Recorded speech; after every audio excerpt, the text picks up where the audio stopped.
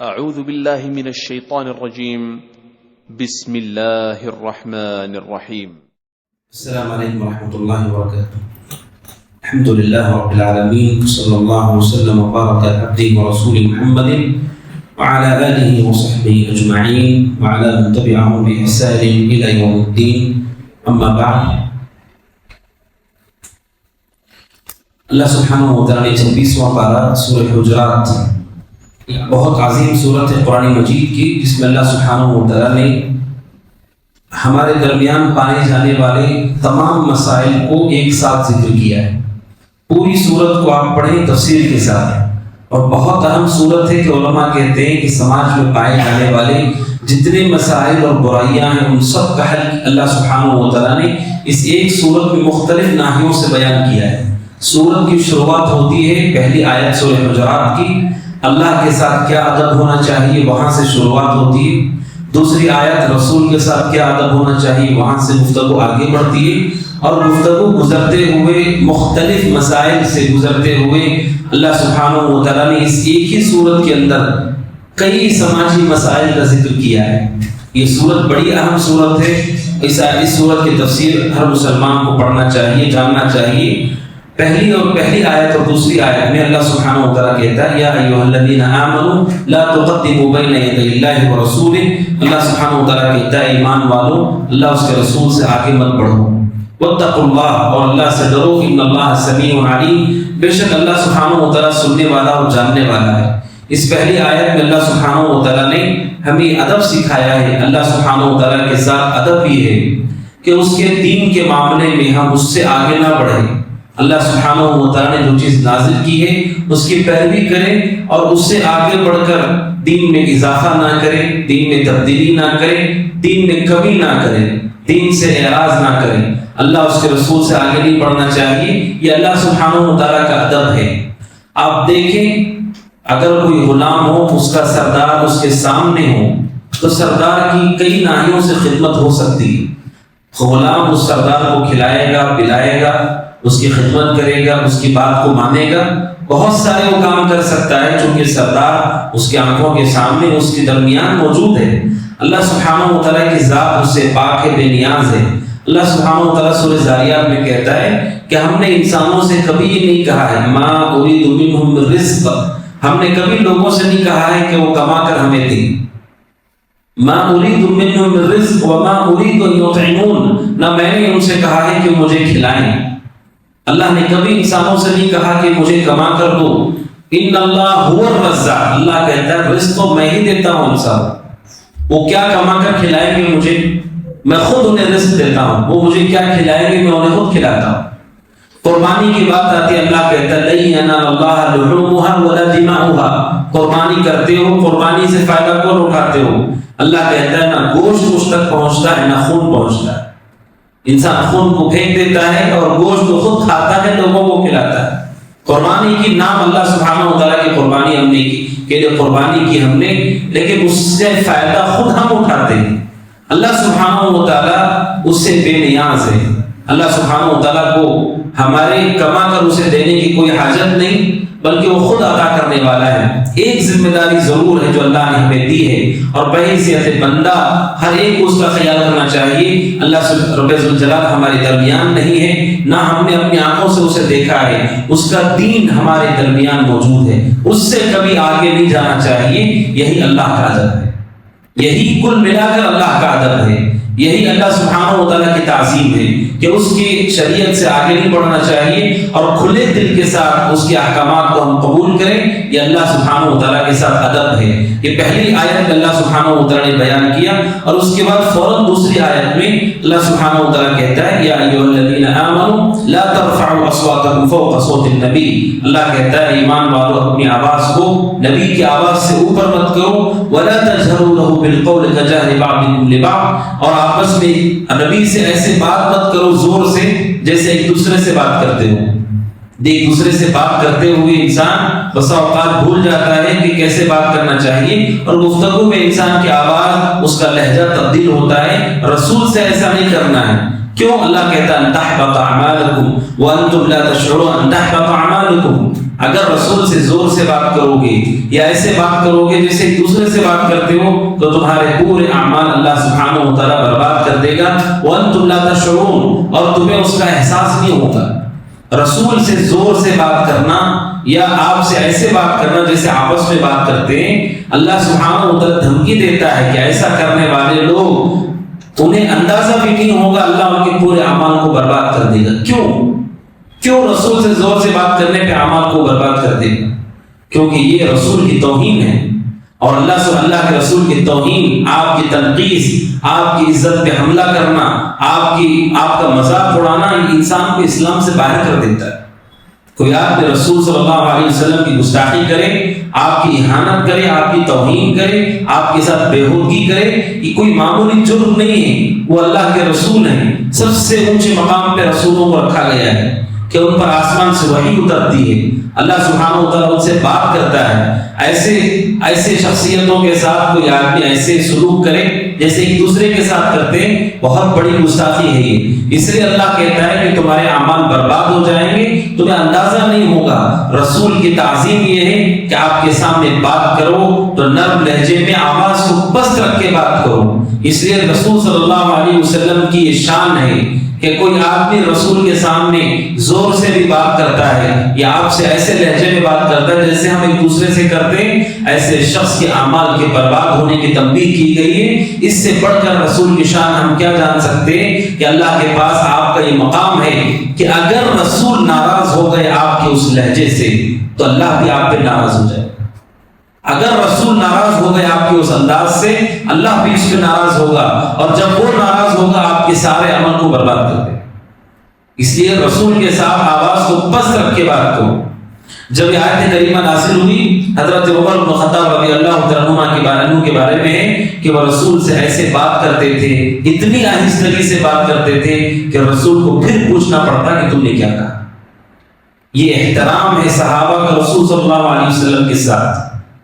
اس آیت کی تفسیر میں ابن قیم کہتے ہیں رحمۃ اللہ علیہ، آپ دیکھو کہ اللہ کے رسول کی کیا عظمت ہے کہ جب آپ کے سامنے زور سے بات کرنا اللہ کو ناپسند ہے تو سوچو کہ جب آواز بلند کرنا جائز نہیں تو رسول کے طریقے کے مقابلے میں کسی اور کے طریقے کو اختیار کرنے پہ اللہ کتنا ناراض ہوگا. رسول کی بات کو چھوڑ کر کسی اور کی بات کو اختیار کرنے پہ اللہ کس طرح ناراض ہوگا. جب آواز بلند کرنا جائز نہیں تو آپ کے طریقے کو چھوڑ کے کسی اور طریقے پہ چلنا کیسے جائز ہے؟ یہ کیسے صحیح ہوگا؟ اللہ کیسے اس سے راضی ہوگا؟ بلکہ یہ اس سے بھی خطرناک ہو جائے گا.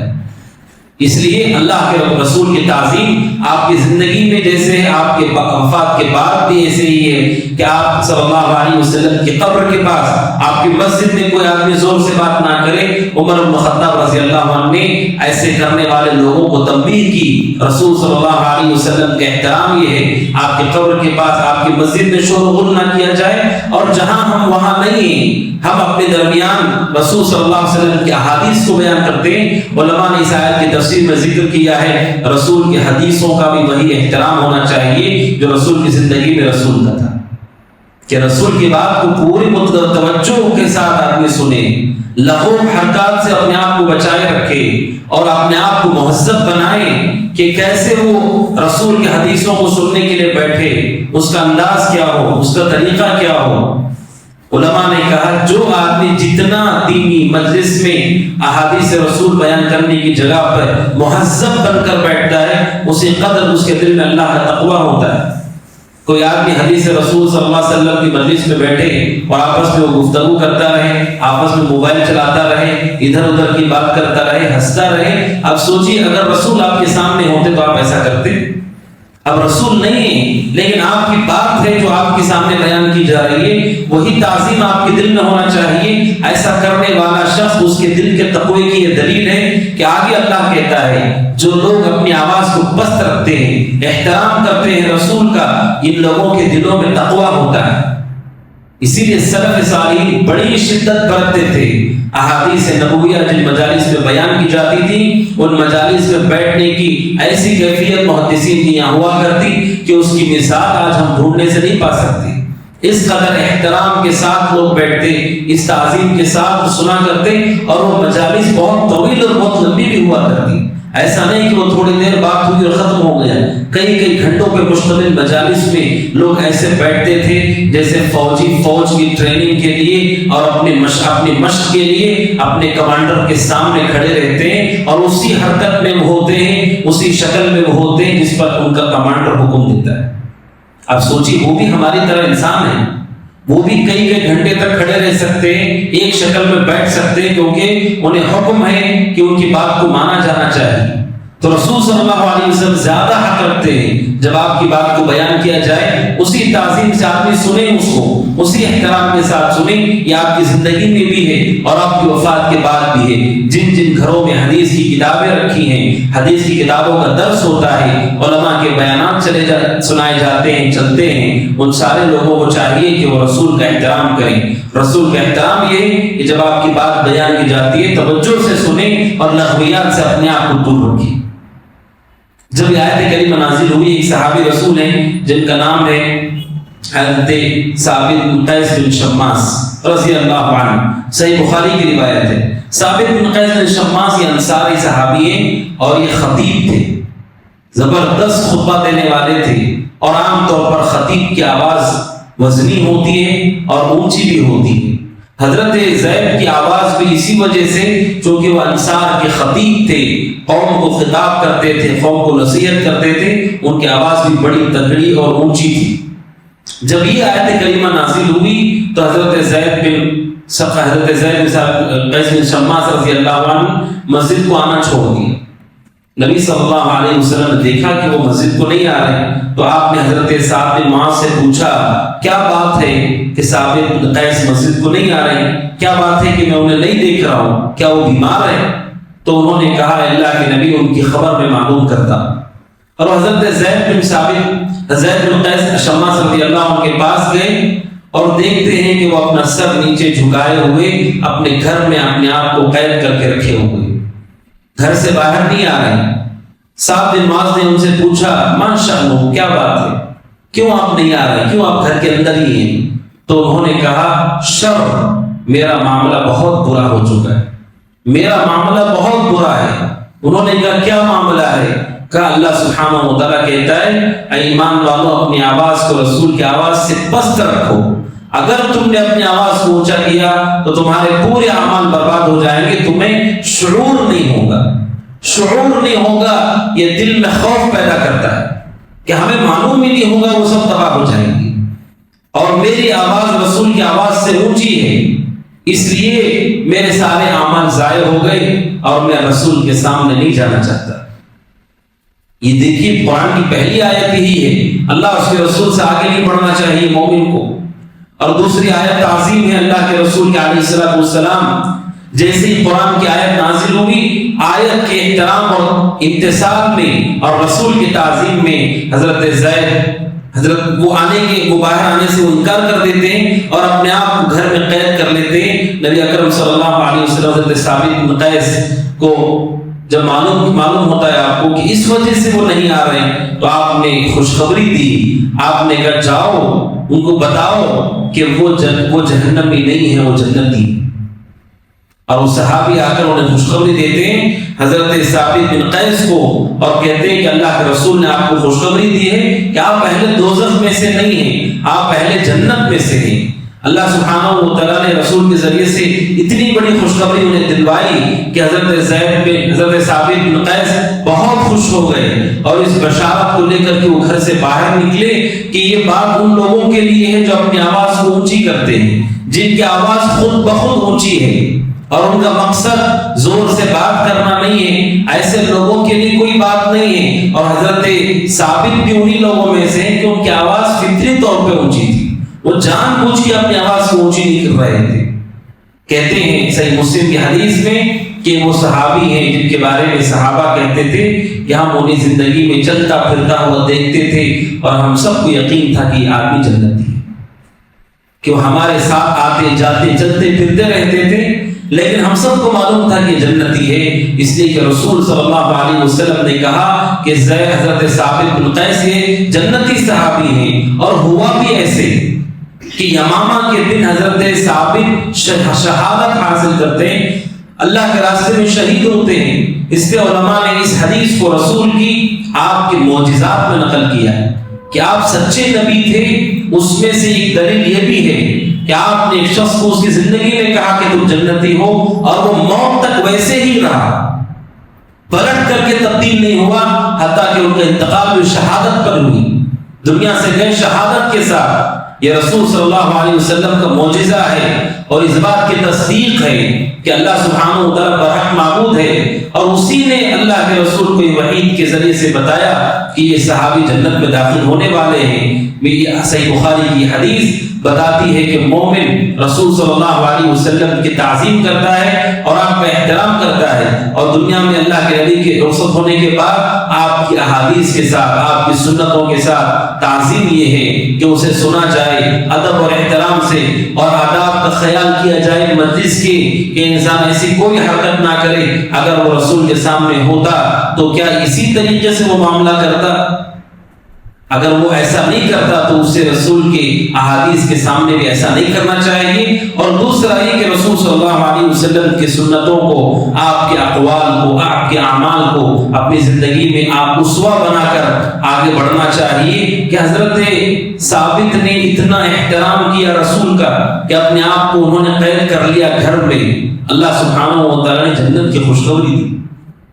آپ سوچئے جو آدمی رسول کا احترام دل میں رکھتا ہے، آپ کی تعظیم دل میں رکھتا ہے، اور حقیقت میں زندگی میں اس کا عمل پیرا بھی ہوتا ہے، تو ان لوگوں کا بھی ٹھکانہ جنت کے سوا کچھ نہیں۔ کہ اللہ کو پسند ہے کہ اس کے رسول کی تعظیم کی جائے۔ اس وجہ سے ہم دنیا میں بھی دیکھتے ہیں کہ بادشاہ کی طرف سے جو نمائندہ لوگوں میں بھیجا جاتا ہے، اس کا احترام بادشاہ کا احترام مانا جاتا ہے، اس کی عزت بادشاہ کی عزت مانی جاتی ہے۔ اگر کوئی بادشاہ کسی وزیر کو کسی علاقے میں بھیجتا ہے، اگر لوگوں نے اس وزیر کی اہانت کی تو یہ حقیقت میں اس بادشاہ کی توہین ہے جس نے اسے بھیجا تھا۔ یہی معاملہ اللہ سبحانہ و تعالیٰ نے آپ کو رسول بنا کر بھیجا۔ آپ کی تعظیم اور توقیر، آپ کا احترام اور محبت، یہ اللہ کی تعظیم اور توقیر اور محبت میں شامل ہے۔ کوئی یہ کہتا ہے کہ میں اللہ کا ادب کرتا ہوں، احترام کرتا ہوں، رسول کی شان کو میں نہیں مانتا، آپ کی تعظیم میں نہیں کرتا، یہ حقیقت میں اللہ سبحانہ و تعالیٰ کا بے ادب ہے رسول کے بے ادب ہونے سے پہلے۔ کیونکہ رسول نے ہی، اللہ سبحانہ و تعالیٰ نے ہی رسول صلی اللہ علیہ وسلم کو بھیجا ہے۔ اور علماء کہتے ہیں کہ تعظیم اور محبت یہ بنیادیں ہیں جن سے انسان کے دل میں ہونے کے سبب انسان کے جسم سے اعمال کا صدور ہوتا ہے۔ جتنے بھی اعمال آپ کرتے ہیں وہ دل کے تابع ہو کر کرتے ہیں۔ اب دیکھیے کوئی آدمی آپ سے مدد کے لیے مانگتا ہے، پیسہ تعاون کرنے کے لیے کہتا ہے، آپ سنتے ہیں، آپ طاقتور اسے دیتے ہیں، لیکن وہی شخص اگر آپ کے دل کے قریب ہو، آپ کے دل میں اس کی جگہ ہو، تو وہ آپ کے دل میں جو محبت ہے، جو تعظیم اور تکریم ہے، وہ آپ کو ابھارتی ہے کہ آپ اس کے ساتھ خصوصی معاملہ کریں، اس کے لیے توجہ کریں، اس کے لیے وقت کو قربان کریں۔ ایسے ہی اللہ نے ہمیں پیدا کیا ہے کہ انسان کا عمل اس کے دل کے تابع ہوتا ہے۔ اب سوچیے، آدمی سوتے وقت نیت کرتا ہے مجھے کل صبح اٹھنا ہے، اٹھے گا نہیں معلوم، لیکن اگر بہت اہم کوئی بات ہے کہ اسے اٹھنا ہی ہے اور وہ دل میں عزم کر کے سوتا ہے، اپنے دل کو بتاتا ہے کہ یہ کام بڑا اہم ہے، تو اس کا دل جب اس کام کو سمجھ جاتا ہے، انسان خود بخود گھبرا کر کے وقت سے پہلے اٹھتا ہے۔ یعنی دل پہلے ہے انسان کے عمل سے، عمل بعد میں آتا ہے، دل اس سے پہلے ہے۔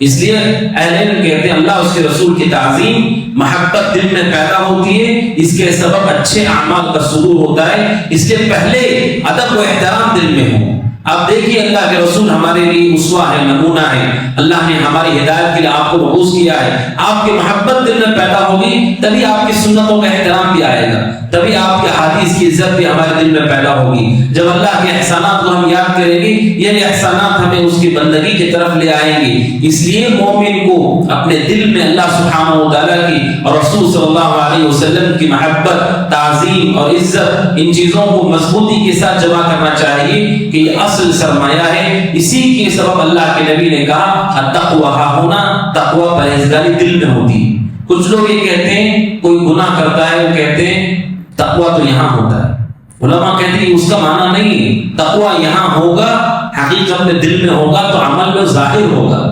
کوئی آدمی اہم معاملہ دل میں رکھا ہوتا ہے، اس کا صدور اس کے عمل سے ہوتا ہے، نہیں تو پھر وہ توجہ نہیں کرتا ہے. یہ اس کا معنی ہے حدیث کا. جو لوگ غلط سمجھتے ہیں کہ اللہ سبحانہ و تعالیٰ کی تعظیم ہم دل میں رکھیں یا خود بخود اس کی شریعت پہ عمل کرنے کی طرف ابھارنے والی چیز ہے. اللہ سبحانہ و تعالیٰ سے دعا کہ اللہ تعالیٰ ہمیں اللہ سبحانہ و تعالیٰ اور اس کے رسول صلی اللہ علیہ وسلم کا ادب اور احترام اور تعظیم کرنے کی توفیق عطا فرمائے. آمین. هذا وصلی اللہ وسلم علی نبینا محمد وعلی آلہ وصحبہ اجمعین. السلام علیکم ورحمۃ اللہ.